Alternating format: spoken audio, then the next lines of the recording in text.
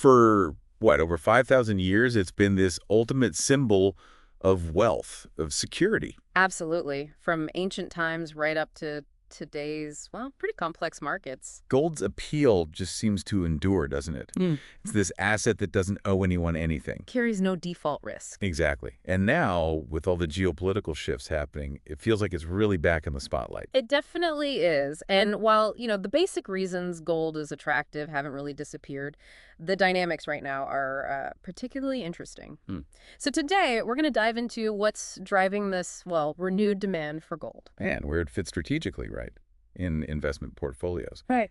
Especially with all the uncertainty around global politics and, well, inflation just sticking around. Precisely. Consider this your express route, if you like, to understanding why gold's gaining traction again. Okay, so our mission for this deep dive, using the latest analysis, is really to unpack the key factors moving its price. And figure out exactly how it can fit into a properly thought out investment approach for you. Let's do it. Where do we start? The real basics. Yeah, let's begin right there, at the core of gold's value. And a huge factor is just its scarcity. Right. You can't just whip up more gold when you want it. Exactly.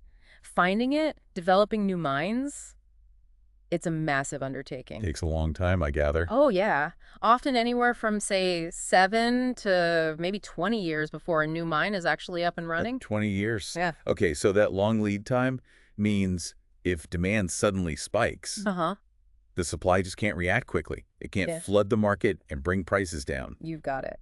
That scarcity really cements its value, especially when, like you said, everyone wants it. And those demand surges, historically, they often happen during shaky times, Yes, right? that's what the data shows. Consistently, empirical evidence points to gold having a low, sometimes even negative correlation with riskier assets. Like stocks. Like stocks, exactly. During periods of financial stress, it tends to hold its value or even go up when other things are falling. So the classic safe haven asset. Now, usually, U.S. Treasury bonds are mentioned in the same breath, aren't they? As a safe haven. They are, but the research we're looking at suggests their role might be, well, evolving. It's becoming a bit more nuanced.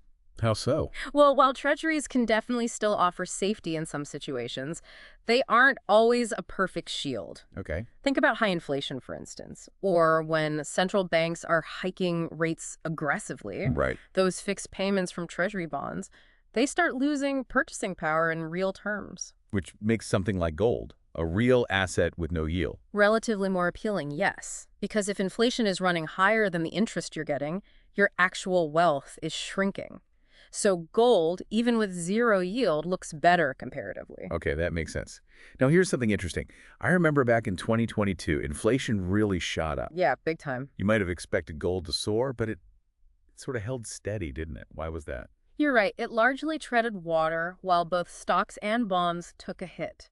The really aggressive rate hikes from the Fed and a strong dollar probably made gold less attractive short term because, as we said, it doesn't pay interest. But maybe that stability itself was a good sign. I think so. That very steadiness during a broad market sell-off likely bolstered its safe haven reputation.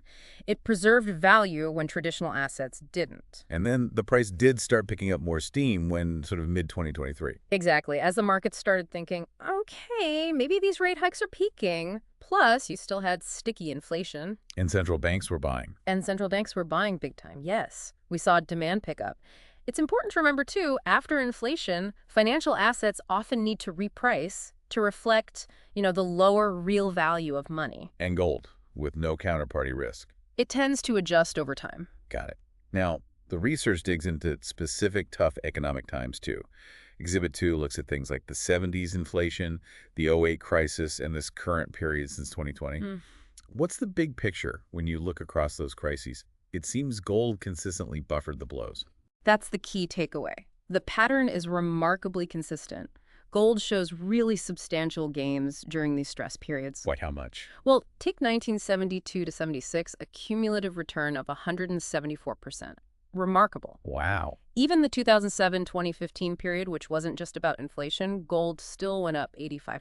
And this current cycle, since 2020. We're already looking at around a 90% gain. It really highlights its role as a store of value when things get rocky. Those peak returns are even wilder, over 300% in the early 70s mentioned there. Absolutely. But then you also see the other side. The drawdowns.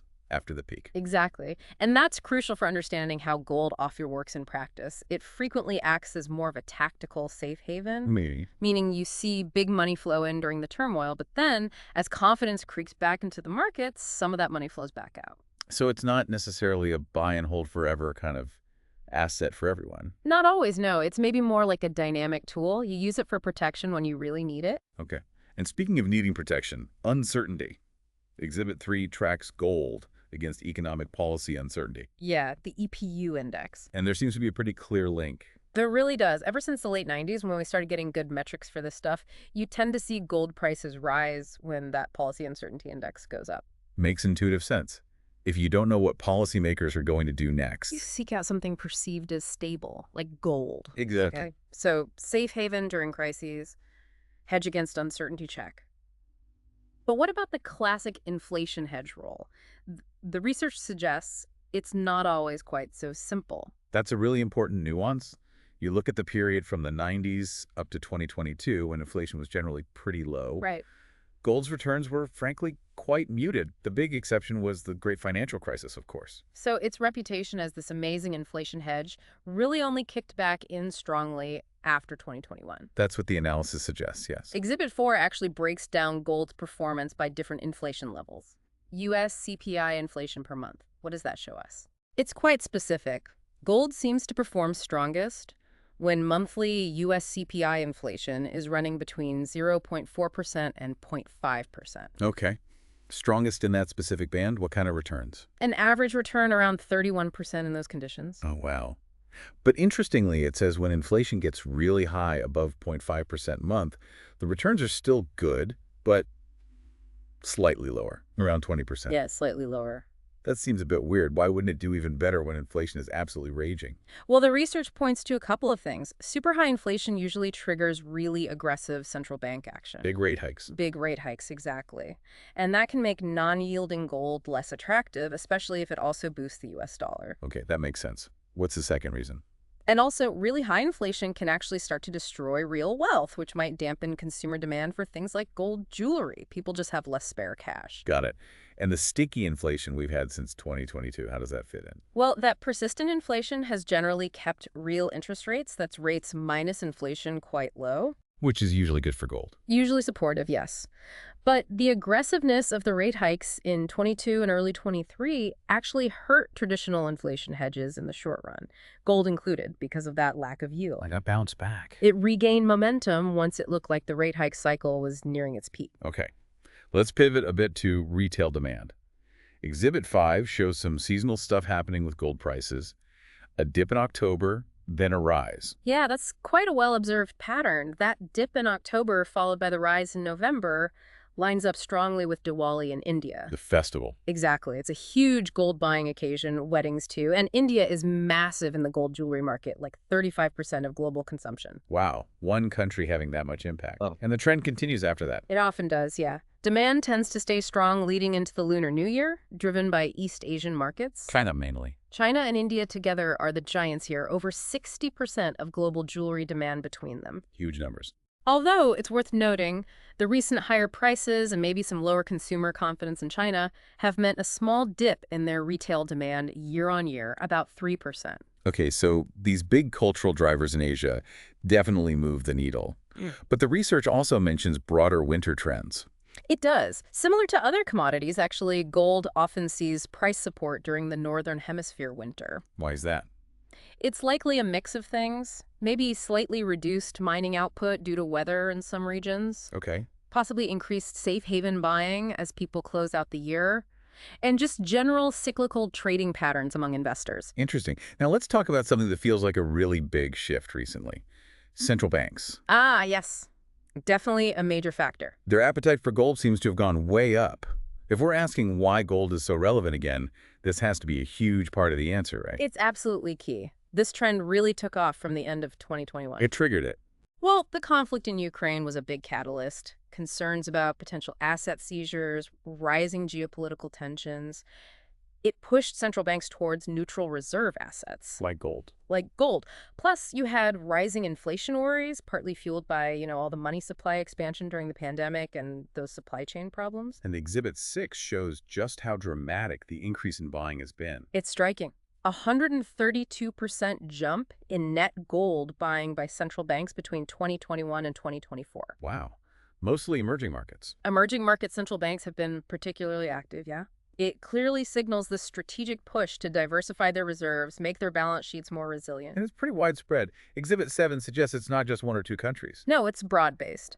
Looking at Exhibit 7, you see physical gold reserves growing across most regions, Asia, Europe, Africa, all up around 18% or so. But North America and Oceania are kind of flat. They are, which shows motivations might differ regionally. But the overall theme seems clear: preparing for a world that's more fragmented, politically and monetarily. And gold is seen as neutral. Exactly. It's resistant to tariffs, not tied to one nation's policies. And Exhibit 8 shows that playing out gold making up a bigger slice of central bank balance sheets overall, up to about 13.5% by 2025 from around 9% in 2020. And Exhibit 9 zooms in on specific countries. China and India look like big movers. They really stand out. China boosting reserves by 17%, India by a hefty 38%. 38%. Yeah, it really underlines how strategically important they view gold now. Meanwhile, you see the ECB, the Bank of England, holding pretty steady. Okay, so alongside these traditional drivers and the huge central bank story, there's also growing industrial demand. Technology. Yes, this is newer, but becoming more significant. Industrial demand, especially in North American and Asian tech, was up 7% last year. What's driving that? AI. Primarily driven by growth in AI, yeah. And semiconductor manufacturing, gold's just got these unique properties. Conductivity.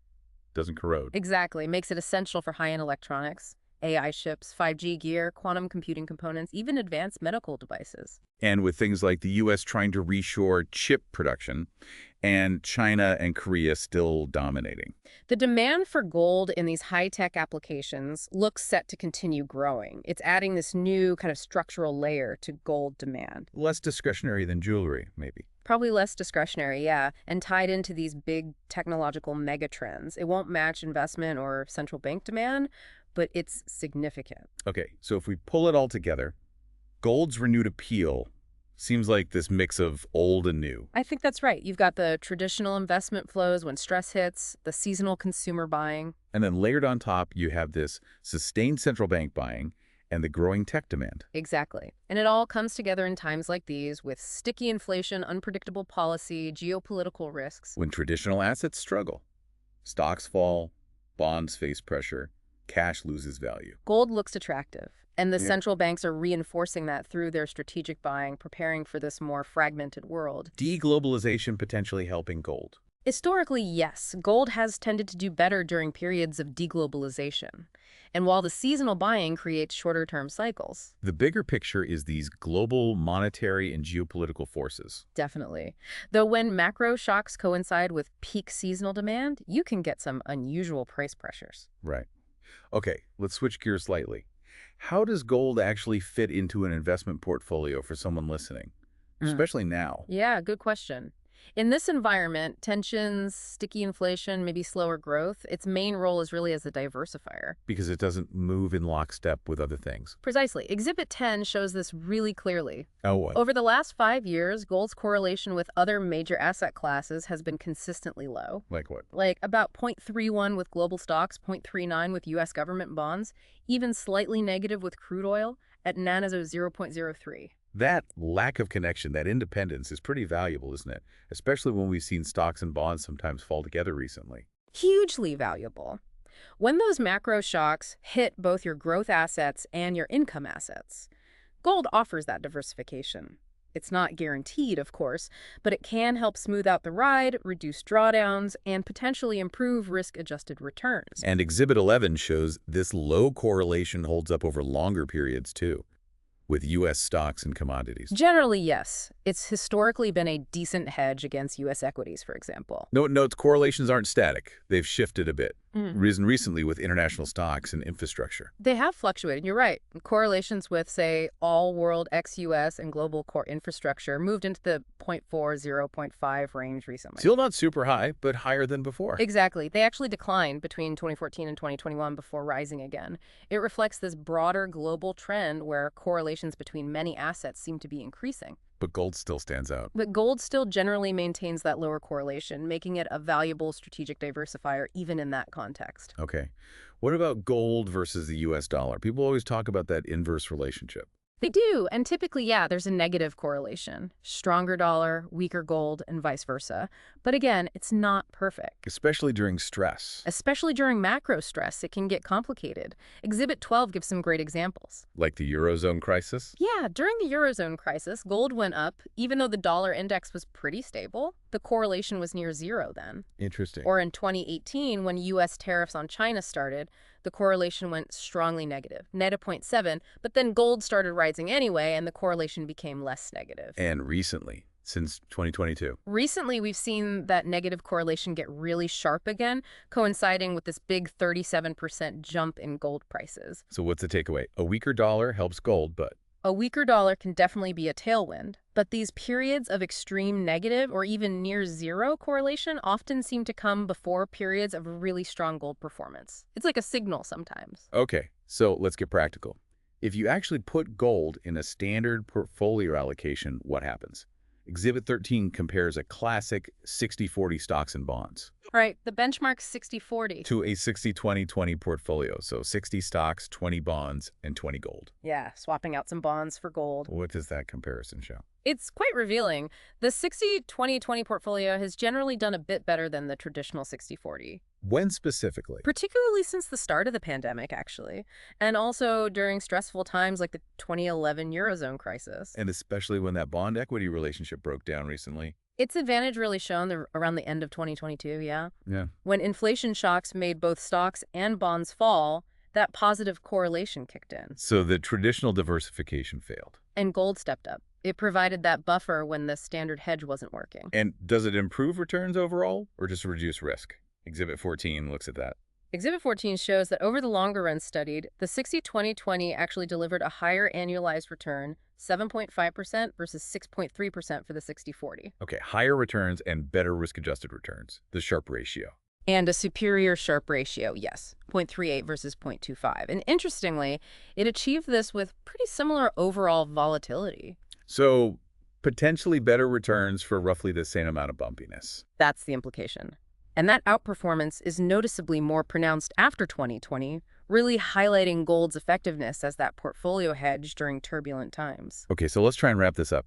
It really feels like gold is playing this dual role right now. I think that's a good way to put it. On one hand, it's a real asset. Demand is driven by strategic factors, central banks, tech, seasonal buying in Asia.